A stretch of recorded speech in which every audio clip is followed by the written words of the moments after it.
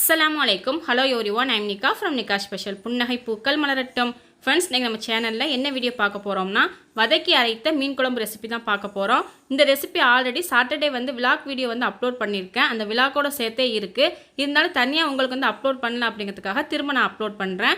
இந்த ரெசிபியை பார்க்கறதுக்கு முன்னாடி நம்ம சேனல் இப்போ தான் ஃபஸ்ட் டைம் பார்க்குறீங்கன்னா சப்ஸ்கிரைப் பண்ணிக்கோங்க. பக்கத்தில் உள்ள பெல் ஐக்கானை கிளிக் பண்ணிவிட்டு ஆளுங்க நோட்டிஃபிகேஷனையும் கொடுத்துக்கோங்க. அப்போ தான் நான் எப்போம்னா வீடியோ போடுறோன்னா அப்போம்னா உங்களுக்கு நோட்டிஃபிகேஷன் வரும். இன்ஸ்டாவில் ஃபாலோ பண்ணாதவங்க ஃபாலோ பண்ணிக்கோங்க. உங்களோட ஒவ்வொரு லைக்கும் எனக்கு ஒரு எனர்ஜி பூஸ்டர். ஸோ மறக்காமல் வீடியோ பார்த்துட்டு லைக் பண்ணுங்கள். இப்போ வாங்க வீடியோக்குள்ளே போகலாம். மணக்க வதக்கி அரைச்ச மீன் குழம்பு செய்கிறதுக்கு ஸ்டவ்வில் ஒரு ஃப்ரை பேன் வச்சுருக்கேன். அதில் 1 டேபிள் ஸ்பூன் எண்ணெய் சேர்த்துக்கிறேன். கூடவே 1 டீஸ்பூன் சீரகம், 1 டீஸ்பூன் மிளகு, 2 டீஸ்பூன் மல்லி விதை சேர்த்துக்கிறேன். நான் இந்த ஸ்பூனில் தான் எல்லாத்தையுமே அளந்து எடுத்திருக்கேன் 1/2 கிலோ மீனுக்கு. இப்போ இதை மீடியம் ஃப்ளேமில் வச்சு ஒரு 30 செகண்டுக்கு மட்டும் வறுத்துக்குவோம். ஏன்னா அடுத்தடுத்து பொருட்கள் சேர்க்க வேண்டியது இருக்குது. அது சேர்க்கும் போது இது நல்லா வறுபட்டு வந்துடும். அதனால் ஒரு 30 செகண்டுக்கு கொஞ்சம் வாசனை வர்ற அளவுக்கு மட்டும் நம்ம வறுத்து எடுத்துக்கலாம். இப்போ பாருங்கள், ஒரு 30 செகண்டுக்கிட்ட நல்லா வறுத்து விட்டாச்சு. அடுத்து இதில் 2 துண்டு இஞ்சி, 5 பல் பூண்டு, 2 காஞ்ச மிளகாய் சேர்த்துருக்கேன். கூடவே ஒரு மீடியம் சைஸ் வெங்காயம் கட் பண்ணி வச்சுருக்கேன், அதையும் சேர்த்துக்கிறேன். ஒரு கொத்து கருவேப்பிலை, ஒரு பெரிய சைஸ் தக்காளி பழம் கட் பண்ணி வச்சுருக்கேன், அதையும் சேர்த்துக்கிறேன். நீங்கள் பெரிய வெங்காயத்துக்கு பதிலாக சின்ன வெங்காயம் சேர்க்குறதா இருந்தால் ஒரு கைப்பிடி அளவுக்கு சேர்த்துக்கோங்க. குழம்பு நல்ல டேஸ்ட்டாகவும் வாசனையாகவும் இருக்கும். இப்போ இது எல்லாத்தையும் நல்லா வதக்கிக்கலாம். ரொம்ப வதங்கி வரணும்னு இல்லை, அந்த பச்சை வாடை போய் வந்தாலே போதும். ஏன்னா நம்ம அரைக்கத்தான் போகிறோம். அடுத்து இதில் ஒரு கைப்பிடி அளவுக்கு சின்ன சின்னதாக கட் பண்ணி வச்சுருக்க தேங்காய் சேர்த்துக்கிறேன். நீங்கள் தேங்காய் துருவல் சேர்க்குறா இருந்தால் ஒரு 3லேருந்து 4 டேபிள் ஸ்பூன் அளவுக்கு சேர்த்துக்கோங்க. தேங்காய் சேர்த்துட்டு மீடியம் ஃப்ளேமில் 1 நிமிஷத்துக்கு நம்ம வதக்கி விட்டால் போதும். அதே மாதிரி இதிலேயே நம்ம காஞ்ச மிளகாய் சேர்த்துருக்கோம் சொல்லி பார்த்தீங்கன்னா குழம்புக்கு நல்ல டேஸ்ட்டு கொடுக்கும். அதுக்காகத்தான் காஞ்ச மிளகாய் சேர்த்துருக்கேன். இப்போ எல்லாமே நல்லா வதங்கி வந்துருச்சு. நம்ம ஸ்டவ் ஆஃப் பண்ணிவிட்டு இதை கொஞ்சம் டைம் ஆற விட்டுடலாம். ஆறினதுக்கப்புறம் நம்ம அரைச்சிக்கலாம். ஃப்ரெண்ட்ஸ் பாருங்கள், இப்போ நல்லா ஆறிடுச்சு. நான் மிக்ஸி ஜாரில் சேர்த்துக்கிறேன். மிக்ஸி ஜாரில் சேர்த்துட்டு தண்ணி சேர்க்காமல் ஃபஸ்ட்டு 2-3 பல்ஸ் விட்டு எடுத்துகிட்டு வந்துடலாம் இந்த மாதிரி. அடுத்து இப்போ தேவையான அளவுக்கு தண்ணி சேர்த்து நல்லா அரைச்சிட்டு வந்துடுவோம். நான் 1 டம்ளர் அளவுக்கு தண்ணி சேர்த்துருக்கேன். ஃப்ரெண்ட்ஸ் இப்போ பாருங்கள், நல்லா அரைச்சிட்டு வந்தாச்சு. அடுத்து நம்ம குழம்பு செய்ய ஸ்டார்ட் பண்ணிடலாம். அதுக்கு ஸ்டவ்வில் ஒரு கடாய் வச்சு அதில் 2 டேபிள் ஸ்பூன் தேங்காய் எண்ணெய் சேர்த்துக்கிறேன். கூடவே 1/2 டீஸ்பூன் கடுகு, 1/4 டீஸ்பூன் வெந்தயம் சேர்த்துக்கிறேன். கடுகு வெந்தயம் நல்லா பொரிஞ்சு வந்ததுக்கப்புறம் இதில் ஒரு மீடியம் சைஸ் வெங்காயம் எடுத்து கட் பண்ணி வச்சுருக்கேன், அதையும் சேர்த்துக்கிறேன். உங்களுக்கு தேங்காய் எண்ணெய் செய்ய விருப்பம் இல்லை அப்படின்னா நீங்கள் நல்லெண்ணெய் கூட சேர்த்துக்கலாம். ஆனால் தேங்காய் எண்ணெய் செய்யும் போது நல்லா வாசனையாகவும் இருக்கும், நல்லா டேஸ்ட்டாகவும் இருக்கும். அடுத்து வெங்காயத்துக்கு கூடவே 2 கொத்து கருவேப்பிலை சேர்த்து வெங்காயம் பொன்னிறமாக வதங்கிற அளவுக்கு நம்ம வதக்கிக்கலாம். இப்போ பாருங்கள், வெங்காயம் நல்லா வதங்கி வந்துருச்சு.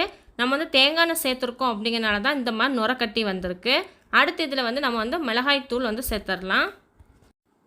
நான் 1/2 கிலோ மீனுக்கு 1/2 டீஸ்பூன் அளவுக்கு மிளகாய்த்தூள் சேர்த்துக்கிறேன். இப்போ அதையும் நல்ல எண்ணெயிலே வதக்கி விட்டுருவோம் பச்சை வாடை போகிற அளவுக்கு. இப்போது மிளகாய்த்தூள் சேர்த்து பச்சை வாடை போகிற அளவுக்கு நல்லா வதக்கி விட்டாச்சு. அடுத்து நம்ம அரைச்சி வச்சுருக்கோம்ல மசாலா விழுது, அதை சேர்த்துக்கலாம். சேர்த்துட்டு நல்லா கலந்து விட்டுருவோம். ஒரு 1 நிமிஷத்துக்கு நல்லா கலந்து விட்டுக்கோங்க. அதிகமாக பச்சை வாடை இருக்காது. இருந்தாலும் நம்ம எண்ணெயோடு கலந்து விடும்போது கொஞ்சம் எண்ணெய் பிரிஞ்சு வரும், டேஸ்ட்டும் நல்லாயிருக்கும். இப்போ நல்லா கலந்து விட்டதுக்கப்புறம் இந்த மாதிரி லைட்டாக எண்ணெய் பிரிஞ்சு வந்ததுக்கப்புறம் நம்ம புளி கரைசல் சேர்த்துக்கலாம். நான் ஒரு மீடியம் லெமன் சைஸ் அளவுக்கு புளி எடுத்து நல்லா கட்டியாக கரைச்சி வச்சுருக்கேன், அதை சேர்த்துக்கிறேன். சேர்த்துட்டு அதையும் நல்லா மிக்ஸ் பண்ணி விட்டுருவோம். அடுத்து குழம்புக்கு தேவையான அளவுக்கு நம்ம தண்ணி சேர்த்துக்கலாம். நான் மிக்ஸி ஜாரில் 1 டம்ளர் அளவுக்கு தண்ணி சேர்த்து நல்லா அலசிட்டு சேர்த்துக்கிறேன். உங்களுக்கு எந்த அளவுக்கு குழம்பு வேணுமோ அந்த அளவுக்கு நீங்கள் சேர்த்துக்கோங்க. கூடவே 1 டேபிள் ஸ்பூன் அளவுக்கு உப்பு சேர்த்துக்கிறேன். இப்போ இதை நல்லா கலந்து விட்டுருவோம். இந்த மாதிரி நல்லா கலந்து விட்டதுக்கப்புறம் மூடி போட்டு மீடியம் ஃப்ளேமில் ஒரு 3 நிமிஷத்துக்கு நல்லா கொதிக்க வச்சுருவோம். ஃப்ரெண்ட்ஸ் இப்போ பாருங்கள், ஒரு 3 நிமிஷம் ஆகிடுச்சு. ஓப்பன் பண்ணி பார்க்கலாம். நல்லா எண்ணெயெல்லாம் பிரிஞ்சு நல்லா கொதிச்சு வந்திருக்கு. அதே நேரம் அந்த பச்சை வாடையும் போயிடுச்சு. அடுத்து இப்போ நம்ம மீன் சேர்த்துடலாம். நான் மீனில் ஏற்கனவே மஞ்சத்தூள் சேர்த்துருக்கனால தான் நான் குழம்புல மஞ்சத்தூள் சேர்க்கலை, மிளகாய்த்தூள் மட்டும் சேர்த்துருந்தேன். உங்களுக்கு மீனில் நீங்கள் மஞ்சத்தூள் சேர்க்கலை அப்படின்னா நீங்கள் மிளகாய்த்தூள் சேர்த்து எண்ணெயில் வதக்குவீங்கள்ல, அப்போது ஒரு 1/4 டீஸ்பூன் அளவுக்கு மஞ்சள் தூள் சேர்த்துக்கோங்க. இப்போ நான் எல்லா மீனையும் சேர்த்துட்டு ஒரு சைடை அப்படி சுற்றி விட்டு மட்டும் கலந்து விட்டுருக்கேன். மீன் சேர்த்ததுக்கப்புறம் கரண்டியை வச்சு அடிக்கடி கிளறி விட்டுட்டே இருக்கக்கூடாது. சம்டைம் மீன் உடஞ்சி போயிடும். இந்த டைமில் நம்ம உப்பும் செக் பண்ணி பார்த்துக்கலாம். எனக்கு உப்பு கம்மியாக இருக்குன்னு சொல்லிவிட்டு ஒரு 1/2 டீஸ்பூன் அளவுக்கு உப்பு சேர்த்துக்கிறேன். உப்பு சேர்த்துட்டு நல்லா கலந்து விட்டுருவோம். நான் இந்த மீன் குழம்புல எந்த காயும் சேர்க்கலை, அதாவது கத்திரிக்காய், முருங்கைக்காய், மாங்காய், வெண்டைக்காய் எதுவும் சேர்க்கலை. உங்களுக்கு விருப்பம் இருந்தால் சேர்த்துக்கோங்க. இப்போ இதை மூடி போட்டு ஒரு 4 நிமிஷத்துக்கு மீடியம் ஃப்ளேமில் கொதிக்க விட்டுருவோம். ஃப்ரெண்ட்ஸ், இப்போ 4 நிமிஷம் ஆகிடுச்சு. ஓப்பன் பண்ணி பார்க்கலாம். ஒவ்வொரு மீனை பொறுத்து வேகிற டைம் இருக்கும். சில மீன் சீக்கிரமாகவே வெந்து வந்துடும், சில மீன் லேட் ஆகும்.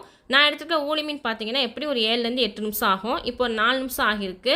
ஓரளவு வெந்து வந்திருக்கு. இப்போ லைட்டாக கலந்து விட்டுட்டு திரும்ப நம்ம மூடி போட்டு ஒரு 3 நிமிஷத்துக்கு நல்லா வேக விட்டுருவோம்.